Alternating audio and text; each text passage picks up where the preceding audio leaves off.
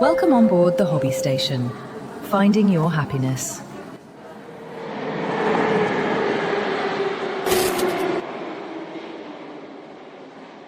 Xin chào tất cả các bạn, lại là tôi Lâm Dòm đây. Hôm nay chúng ta sẽ cùng nhau khám phá một sản phẩm đến từ vũ trụ Gundam G-Watch nhé. Và đó chính là HG Sugai G-Watch. Không dài dòng nữa, vào việc thôi nào. Trong dòng thời gian thay thế của vũ trụ G-Watch, nơi mà công quốc Zeon đã chiếm lấy được công nghệ Gundam của liên bang. Và chính cái bước rẽ định mệnh này đã thay đổi gần như tất cả vũ trụ. Từ những dữ liệu của Gundam thu được, Zeon đã cho ra đời mẫu GMX-01 G-Watch, một cỗ máy mang hiệu năng của Gundam nhưng được sản xuất hàng loạt để thay thế cho Zaku trên chiến trường. Và ngoại hình ấy thì làm chúng ta liên tưởng đến các mẫu GM trong vũ trụ gốc. Shinko Sugai, một cựu phi công ác chủ bài của liên bang với biệt danh là phù thủy bởi phong cách chiến đấu linh hoạt và phá vỡ mọi quy tắc vật lý của mình. Cô đã mang đến đấu trường Clan Battle một mẫu G-Watch đặc biệt với những nâng cấp và tùy biến riêng nhằm phù hợp với phong cách chiến đấu của cô. Việc một cựu nữ phi công của liên bang điều khiển một cỗ máy của Zeon trong hình hài của một con GM là minh chứng rõ ràng nhất của một vũ trụ nơi mà ranh giới của liên bang và Zeon gần như đã bị xóa nhòa. Nhưng thật là đáng tiếc, chính vì cái sự ám ảnh của mình với mẫu Red Gundam bất bại đã đẩy cô vào con đường không thể quay trở về. Và đây chính là cái phần hộp của mẫu G-Watch lần này. Kích thước của hộp thì tương đối vừa tay này, hình ảnh sản phẩm rất rõ ràng, hộp nhẹ vì số lượng runner không có nhiều. Và mẫu này thì có tổng cộng là 8 runner. Dường như sản phẩm lần này được tách màu rất là tốt bởi vì trong này chúng ta không có một sticker tách màu nào cả. Nhưng mà chúng ta có một cái miếng maker sticker ở đây. Miếng sticker này chỉ có duy nhất một cái biểu tượng hình phù thủy, nó là đại diện cho cái biểu tượng của Sugai. Và cuối cùng chúng ta có một sợi dây đi kèm, đây là loại dây cáp có điện dây đồng bên trong nên việc uống rất là dễ dàng. Tờ manual thì khá đặc trưng của manual hacker rồi. Trang đầu thì có info này, lo này.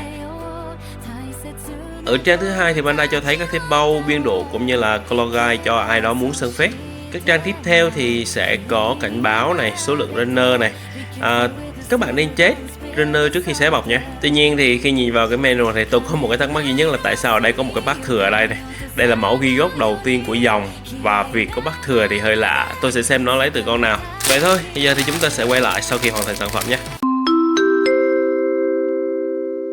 Quá trình lắp ráp của mẫu này thì cực kỳ thú vị. Dù tôi đã từng lắp ráp vài con thuộc dòng G-Watch rồi, nhưng mà phải thừa nhận rằng cái dòng này khá là lạ. Cái kết cấu lắp ráp thì nó khác với những cái mẫu mà mình đã từng lắp trước đây. Và điều này thì khiến mình phải xem rất là kỹ cái manual. Tuy nhiên dù vậy thì cái việc lắp con này không phức tạp, chỉ là yêu cầu cần tỉ mỉ một tí là được.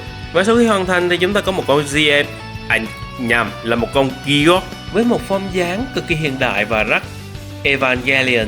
Vòng eo nhỏ, hai tay kéo dài, to kết hợp với bàn chân đỏ có nét giống của một đôi giày sneaker, mang lại cảm giác rất là hiện đại và rất human-like. Về thiết kế thì đây là một sự kết hợp của các mảng giáp vuông phối hài hòa với những đường cong uốn lượn.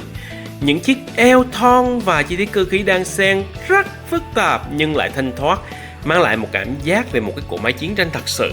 Detail trên mô hình thì rất là đã và thậm chí nó so với bản trên anime thì nó còn nhiều chi tiết hơn nữa kia.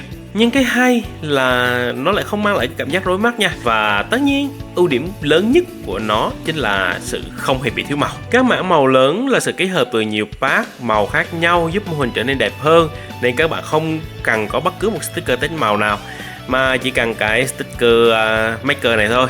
Về các sticker thì Bandai sử dụng một loại sticker mới. Lớn nhất là lớp keo ở dưới dù không nhiều nhưng bám rất là dính, và tháo ra thì cũng không quá khó và cũng không hề để lại lớp keo khi mà các bạn bóc ra ngoài. Tuy nhiên thì tôi nghĩ rằng các bạn nên mua thêm cho mình các đĩa can nước của hãng thứ ba thì mô hình sẽ trở nên đẹp hơn và thật hơn. Thì đây là mẫu HG nên số lượng phụ kiện thì không hề nhiều. Đầu tiên đó chính là hai khẩu beam rifle. Khác với các khẩu beam rifle quen thuộc thì hai khẩu này khá nhỏ gọn, cầm vừa tay và có thể để theo kiểu như là hai tay hai súng. Một thanh beam saber. Đặc điểm của beam saber lần này là nó có hai đầu, hai chốt cắm ở hai đầu. Các bạn có thể dùng một cái lưỡi beam hoặc là biến thành dạng hai lưỡi beam sao cho ngầu nhất. We gotta do something, R2.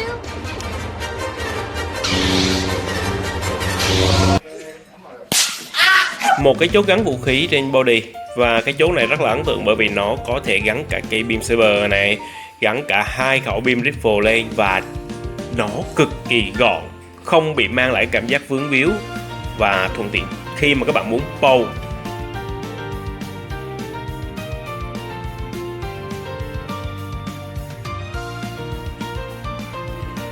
Về bàn tay thì số lượng bàn tay khá là thú vị. Các bạn có 4 bàn tay, trong đó thì có 2 bàn tay cầm vũ khí ở hai bên này, một bàn tay xòe ở bên trái và một bàn tay sử dụng móc cũng nằm ở bên trái nốt. Và hiển nhiên thì mình có gắn cả dây móc vào sẵn cho các bạn thấy.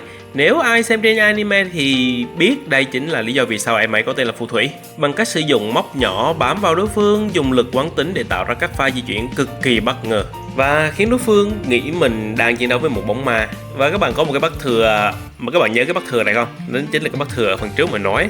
Và nó là cái bát của con Bokata Gigot. Để giải thích một chút thì Sugai và Bokata đều sử dụng chung một mẫu MS Gigot. Nó giống hệt nhau, cái điểm khác biệt duy nhất nằm ở vị trí này của hai con.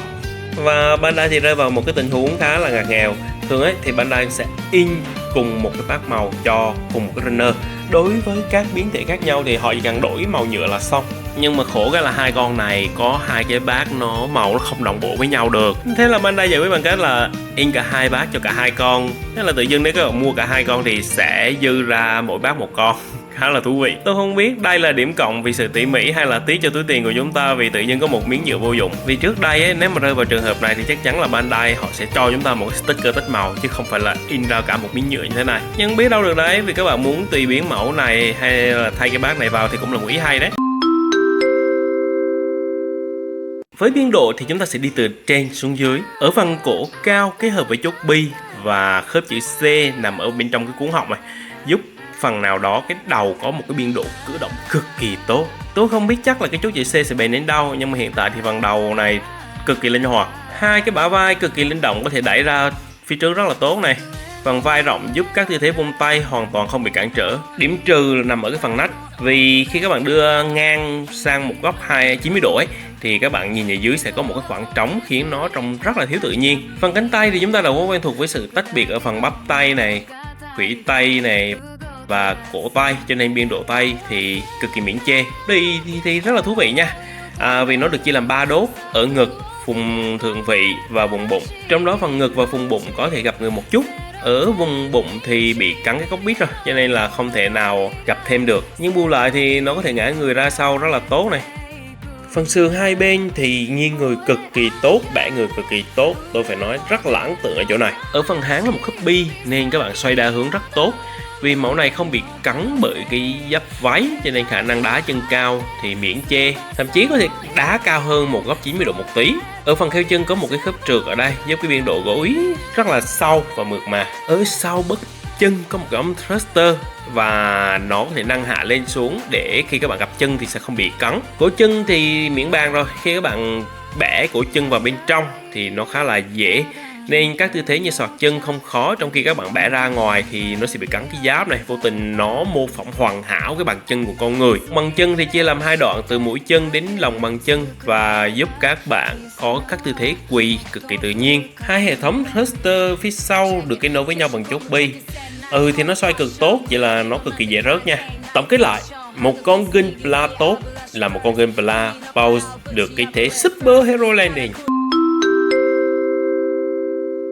Với mức giá từ 500 đến 600k thì thực sự là giá khá là cao với một mẫu hacker cơ bản, không phải là hàng bên Bandai. Tuy nhiên với ngoại hình đẹp này, mang lại đậm chất quân sự này, đồ chơi vừa đủ này, biến độ lại tốt này, thì tôi phải nói rằng tôi rất thích khi có em này trong bộ sưu tập của mình. Và đó là đánh giá của New Station về mẫu HG Sugai Gigot lần này. Còn các bạn nghĩ sao về mẫu Gunpla này? Liệu các bạn có quyết định mua hay không, hay đã sở hữu mẫu này chưa? Và các bạn sở hữu mẫu Gigot này vì điều gì? Vì mẫu này đẹp hay là vì phi công như tôi? Mà cho dù có vì điều gì thì cũng đừng quên cho mình một tí cảm nhận nha. Xin chào và hẹn gặp lại các bạn trong các chuyến tàu lần khác. Và để đảm bảo các bạn không bỏ lỡ bất cứ chuyến tàu nào lần sau thì hãy nhớ đăng ký kênh cho mình. Lời kết này, The Mersuji. Và xin cảm ơn bạn Sakura-chan, người đã ủng hộ cho bọn mình một tuần CapCut Pro để có thể mang lại những video sắc nét nhất đến với tất cả mọi người. Chân thành cảm ơn.